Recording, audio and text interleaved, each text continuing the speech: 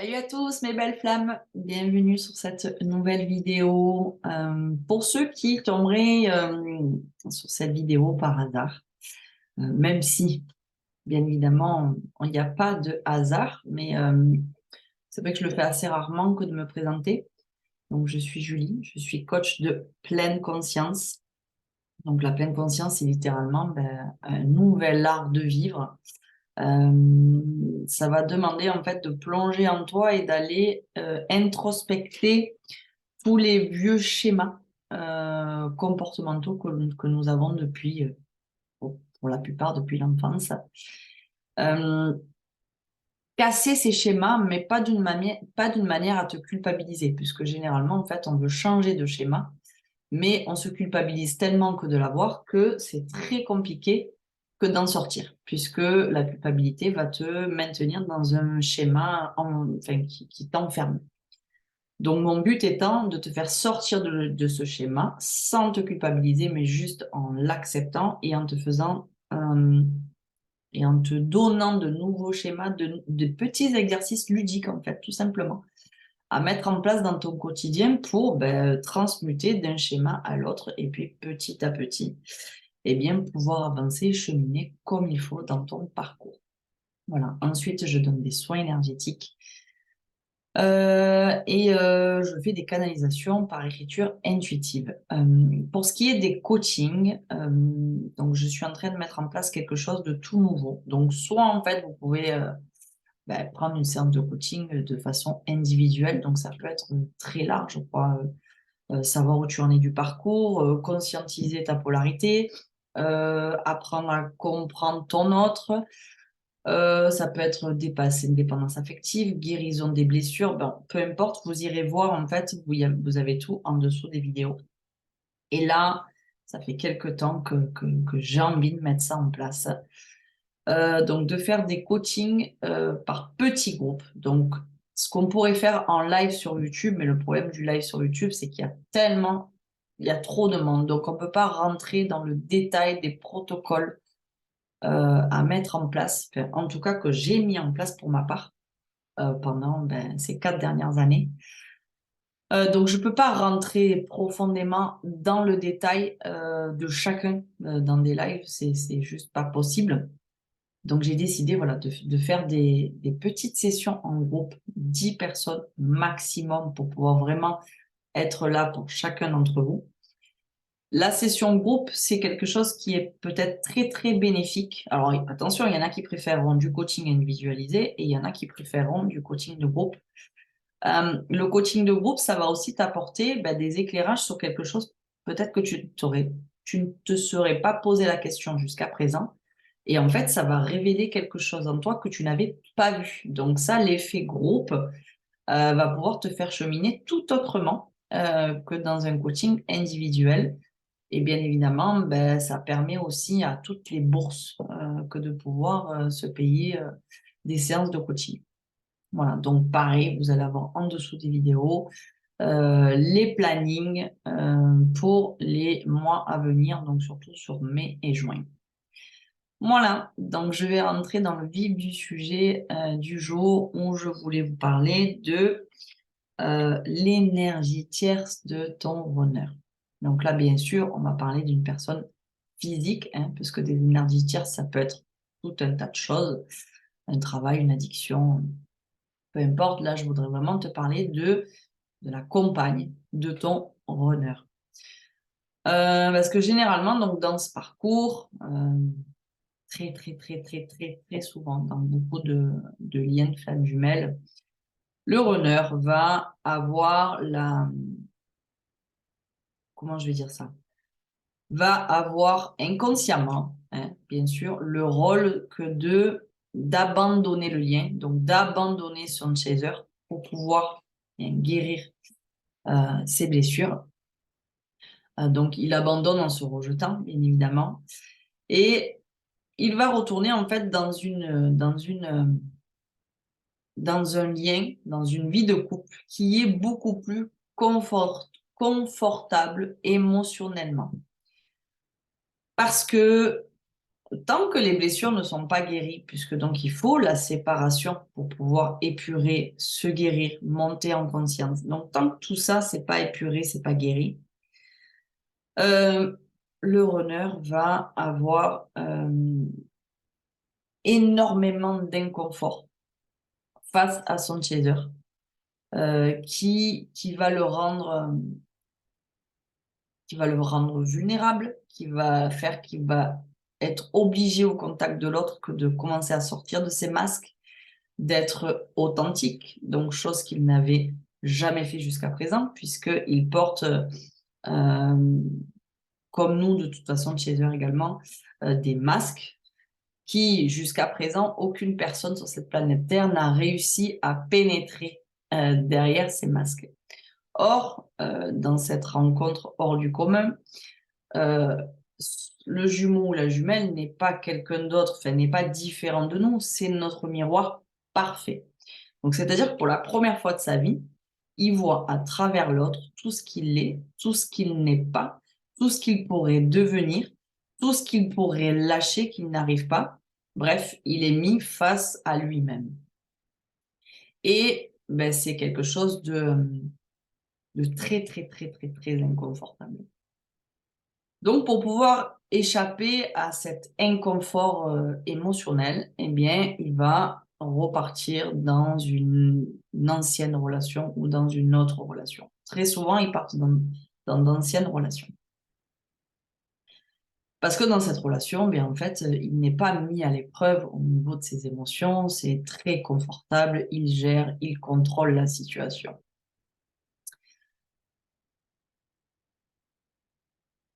Alors, j'ai plein de choses qui me viennent en fait. Déjà, dans un premier temps, ce qu'il faut comprendre, c'est que avant de s'incarner dans cette vie-là, on avait déjà programmé ce qui devait se passer pendant la séparation pour pouvoir séparer les deux d'une manière différente. Qui te dit que dans une vie passée, ce n'est pas toi, âme éveillée en premier, qui soit parti dans une autre relation et qui est donc tu as abandonné, tu as délaissé, tu as rejeté ton autre pour toi-même aller vers une autre relation. Qui te dit que dans une vie antérieure, euh, eh bien, par exemple, c'était très compliqué cet amour, tout dépend dans quelle époque nous avons vécu. Donc cet amour était très compliqué et prenons l'exemple, par exemple, que par jalousie, quelqu'un de la famille t'aurait tué parce que bah, ton autre était déjà destiné à quelqu'un. Donc, il a gardé en mémoire le deuil, ton deuil, par jalousie, que tu es déjà décédé dans une vie antérieure, par amour. Et donc en fait, il porte cette charge aujourd'hui que s'il te choisit par amour, eh bien, tu pourrais peut-être être tué, puisque c'est engrammé dans sa mémoire, tu pourrais peut-être être tué par soit cette tierce, soit peu importe, par jalousie. Donc en fait, il y a énormément de choses qui sont engrammées en nous et qu'il faut le temps de la séparation pour pouvoir épurer. Donc c'est à l'âme éveillée en premier, effectivement, de faire l'épuration, même si l'autre le fait de façon inconsciente dans un premier temps du parcours. Mais ça permet du coup d'évacuer en fait tout ce qu'on a déjà vécu dans nos vies antérieures ensemble et où ça s'est pas fait. Donc ça, c'est des choses que tu dois comprendre et que tu dois intégrer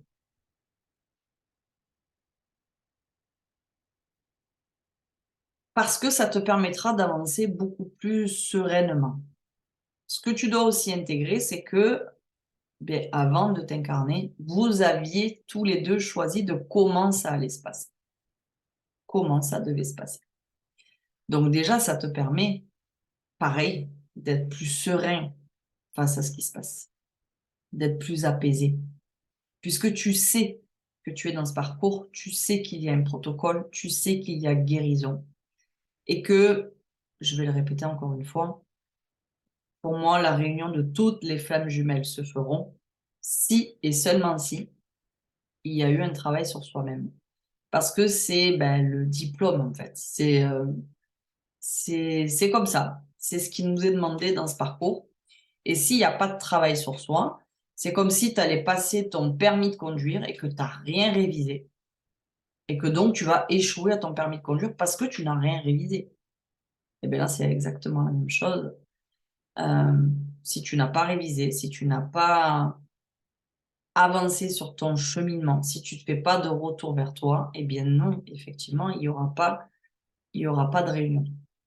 Maintenant, pour les âmes qui ont travaillé, pourquoi là-haut, ils choisiraient plutôt un qu'un autre pour se réunir? Non, pas du tout. On est tous destinés à se réunir. Si on s'est rencontrés, s'il y a eu la reconnexion, c'est qu'on est destiné à se réunir. Après un travail d'épuration.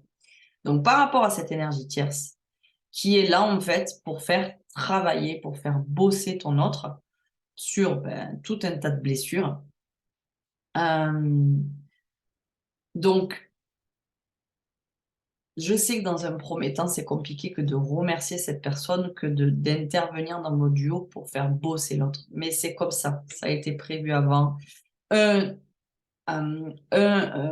donc là, très généralement, l'âme est bien en premier, bosse dans le silence complet. C'est-à-dire qu'il va aller chercher toutes les réponses en soi dans le silence. Et le deuxième, très souvent, l'âme qui n'est pas encore éveillée, qui veut à tout prix fuir le lien. Et forcément, de se mettre avec quelqu'un est une barrière que l'autre, du coup, ne peut pas venir te chercher. Et donc, c'est une barrière de protection que de se mettre avec une énergie tierce pour mettre un stop au lien. Et c'est aussi une protection pour qu'on ne se déchire pas, en fait, parce que ça pourrait aller jusque-là. Donc, on a ce laps de temps de la séparation où chacun des deux, on va vivre ça différemment. Donc, si toi, tu émets du jugement envers cette personne, ça veut dire que tu es focus vers l'extérieur. Si tu émets toute ton énergie, si tu y portes ton attention, eh bien, elle continuera, cette énergie tierce, à persister dans le temps. J'en entends déjà qui me disent oui, mais ça fait un moment que j'y pense plus. Oui, mais ça, c'est pas comme ça en un claquement de doigts. Il y a un délai de gestation, il y a un délai où il faut garder la foi pendant tout ce laps de temps où effectivement tu ne portes plus du tout de jugement, plus aucune attention, plus aucune énergie dans cette énergie tierce. Et alors, le travail commencera à se faire, mais sur X mois, voire plus, pour que de elle-même, elle, soit de elle-même, elle rompe ce lien, ou soit ton jumeau va le rompre, soit ça va être par des événements extérieurs et qui seront organisés par plus haut. Donc, cette énergie tierce, au plus tu mets ton focus dessus, au plus tu chercheras à savoir qu'est-ce qu'il fait pas, mais du coup, il aime plus à elle qu'à toi, etc., etc. Eh bien, tu n'es pas sur le bon chemin. Rappelle-toi, rappelle-toi. Et ça, vraiment, c'est le point de départ. Pour moi, en tout cas, c'est ce qui m'a beaucoup, beaucoup aidé. Rappelle-toi que avant cette incarnation, on avait choisi ce qui allait se passer. Et que si on l'a choisi, c'est parce qu'on savait qu'on était en totale capacité que de le dépasser. Voilà. Donc, il y en a qui vivront ces séparations avec des énergies tierces. Il y en a qui vivront des séparations où il n'y aura pas d'énergie tierce, mais il y aura toute autre chose. Le travail, des addictions, des drogues, etc., etc. Donc, chacun son lot de défis à relever. Mais encore une fois, s'il y a cette énergie tierce au milieu, eh bien, c'est que tu es tout à fait en mesure, en capacité. Tu as cette puissance en toi pour pouvoir le dépasser, le transmuter. Et tu verras que petit à petit, avec le temps, tout va rentrer dans l'ordre. Comme je te l'ai dit, c'est soit cette personne qui partira, soit ton jumeau ou ta jumelle qui partira, soit l'univers qui va orchestrer quelque chose qui fait que, hop, de elle-même, ça va se dissoudre, se dissiper, se casser. Voilà. Donc, vous me mettrez en dessous dans les commentaires ben, si vous vivez aussi une séparation avec une énergie tierce au milieu, si ben, les jugements encore que vous portez ou si ben, c'est OK, vous êtes en paix et serein avec ça. Voilà, mais encore une fois, ça fait déjà plusieurs fois que je le répète dans la vidéo. Rappelle-toi qu'avant ton incarnation, tu avais choisi de vivre cette expérience-là et que tu es tout à fait en capacité de le dépasser. Voilà mes belles flammes. Je reviens rapidement, j'ai d'autres sujets que je voudrais vous parler.